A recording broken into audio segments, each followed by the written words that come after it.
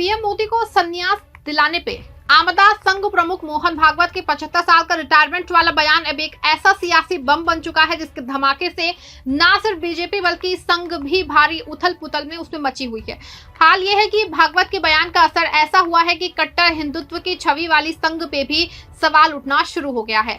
संघ के खिलाफ बीजेपी के नेता मोर्चाबंदी करने लगे हैं। लड़ाई कट्टर हिंदुत्व के दायरे से निकल के अगड़े बनाम पिछड़े की लड़ाई बनती चली जा रही है, बल्कि संघ के खिलाफ खुलेआम बयान आने शुरू हो चुके हैं। ऐसे में आरएसएस और बीजेपी में दरारें पड़ रही हैं। कैसे मध्य प्रदेश के बीजेपी नेता रामकृष्ण कुसमारिया ने भागवत के खिलाफ मोर्चा खोल दिया है और कैसे ये जंग अब मोदी के ओबीसी के समर्थन की वजह से और गहरी हो रही है, ये सब कुछ मैं आपको अपने इस 8 मिनट की रिपोर्ट में बताने वाली हूँ।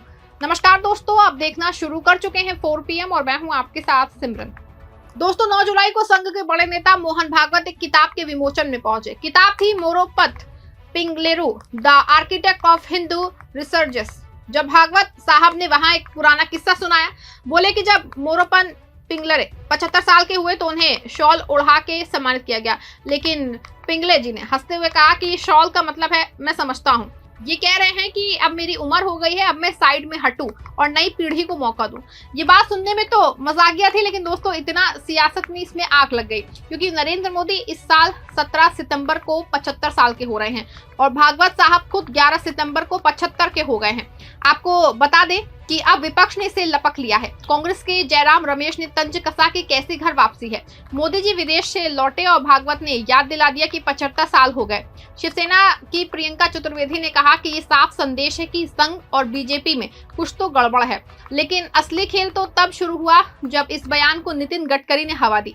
उन्होंने इशारों में ना सिर्फ पीएम मोदी के अहंकार पर निशाना साधा बल्कि ये भी कह दिया कि बड़े नेताओं का अपनी गरिमा का भी उसको ध्यान रखना चाहिए। दोस्तों आपको बता दूं कि जब संघ प्रमुख मोहन भागवत ने ये बयान दिया था तो किसी को मालूम नहीं था कि आखिर ये बयान क्यों आया है, लेकिन अब जिस तरह की बातें सामने आ रही हैं कि ना सिर्फ बीजेपी बल्कि संघ में भी इसे अगले बनाम पिछड़े की लड़ाई का सिग्नल माना जा रहा है। वैसे भी ये बात जग जाहिर है कि बीजेपी में पहले से ही अंदरूनी तनाव चल रहा है, लेकिन ये तनाव अब जातिगत लड़ाई की शक्ल ले चुका है। आपको बता दूं कि संघ को अक्सर अगली जातियों का संगठन माना जाता है, जबकि बीजेपी खास के मोदी के नेतृत्व में ओबीसी और अति पिछड़ा वर्ग का बड़ा चेहरा बन चुकी है। कहा जाता है कि संघ ने जिस मोदी को सड़क से उठा के पीएम की कुर्सी तक पहुंचाया, उनका बैकग्राउंड ओबीसी वर्ग से है और उन्होंने पिछले 11 सालों में ओबीसी और अति पिछड़ा वर्ग को अपनी ताकत बनाया है। बीजेपी को अब तक की जीत में ओबीसी वोट बैंक का बड़ा रोल रहा है, लेकिन वहीं दूसरी ओर संघ के कुछ नेताओं को लगता है कि मोदी ने बीजेपी को मोदी के नाम पे एक पर्सनल ब्रांड बना दिया है और इसमें कहीं ना कहीं आरएसएस की विचारधारा को पीछे छोड़ दिया। लोकसभा 2025 के चुनावों में अब बीजेपी बहुमत से दूर रही तो संघ ने इसे मोदी की अति आत्मविश्वास की हार बताया और इसके बाद से आरएसएस और पीएमओ के बीच में लगातार दूरियां बढ़ती गई और अब भागवत का 75 साल वाला बयान, इसे कई लोग आरएसएस की तरफ से मोदी को साइडलाइन करने की कोशिश मान रहे हैं। लेकिन दोस्तों ये लड़ाई सिर्फ मोदी और भागवत की नहीं है, ये लड़ाई अब संघ के अगले नेताओं और बीजेपी के ओबीसी नेताओं के बीच की है और इस जंग में एक बड़ा नाम सामने आया है रामकृष्ण कुसमारिया का।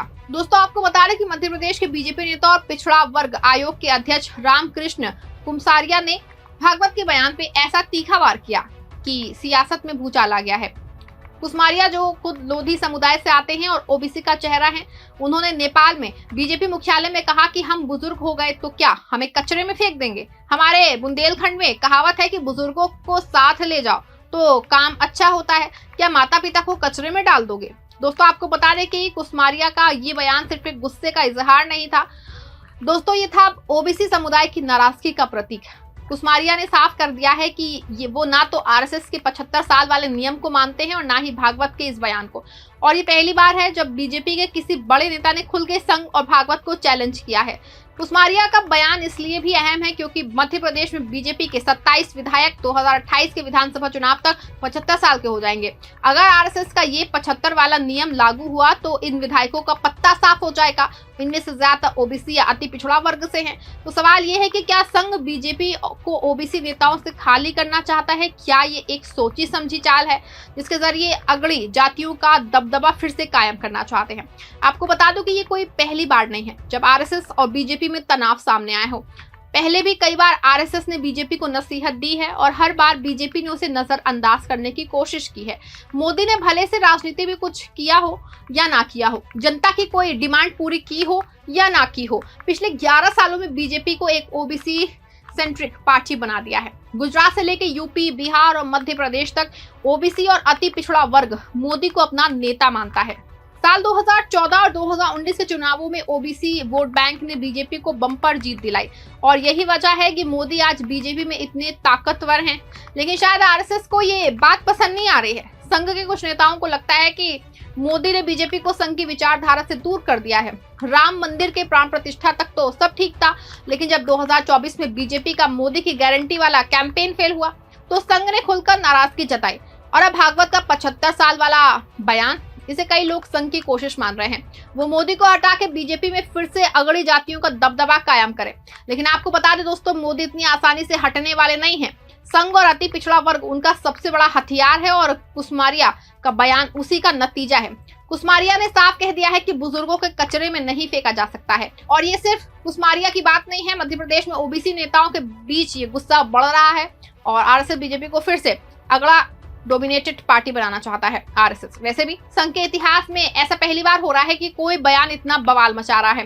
पहले आडवाणी को जिन्ना की तारीफ करने पे साइडलाइन किया गया, लेकिन तब बीजेपी कमजोर थी और आरएसएस का दबदबा था। आज बीजेपी दुनिया की सबसे बड़ी पार्टी है और मोदी की लोकप्रियता संघ में भी बड़ी हो चुकी है।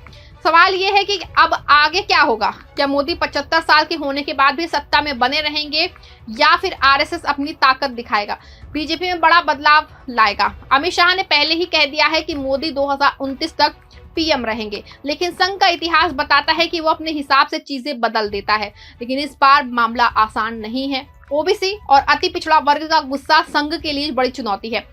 कुसमारिया जैसे नेताओं ने साफ कर दिया है कि वो संघ के फरमान को नहीं मानेंगे और अगर संघ ने जबरदस्ती की तो बीजेपी में बगावत हो सकती है। मध्य प्रदेश में 27 विधायक 75 साल के होने वाले हैं और इसमें से ज्यादातर ओबीसी हैं। अगर उनका पत्ता कट जाएगा तो बीजेपी का ओबीसी वोट बैंक खतरे में पड़ सकता है। कुसमारिया जैसे नेताओं ने साफ कर दिया है कि ओबीसी समाज इस बार चुप नहीं रहेगा और संघ के अंदर भी मोदी समर्थक अब खुल के सामने आ रहे हैं। ऐसे में सवाल ये है कि क्या आरएसएस ने अपनी ताकत दिखा के मोदी को साइडलाइन कर पाएगा या फिर मोदी का ओबीसी कार्ड संघ को बैकफुट पे ला देगा? ये जंग अब सिर्फ सियासत की नहीं बल्कि जाति की जंग बन चुकी है और इस जंग का असर 2029 के चुनावों तक दिखेगा। आपको दोस्तों क्या लगता है, क्या मोदी इस जंग में संघ को मात दे पाएंगे या भागवत अपनी चाल में बीजेपी को फिर से अपने कंट्रोल में ले पाएंगे? जो भी राय है आपकी ना कमेंट में लिख दीजिएगा और इस खबर को लाइक और शेयर कर दीजिएगा।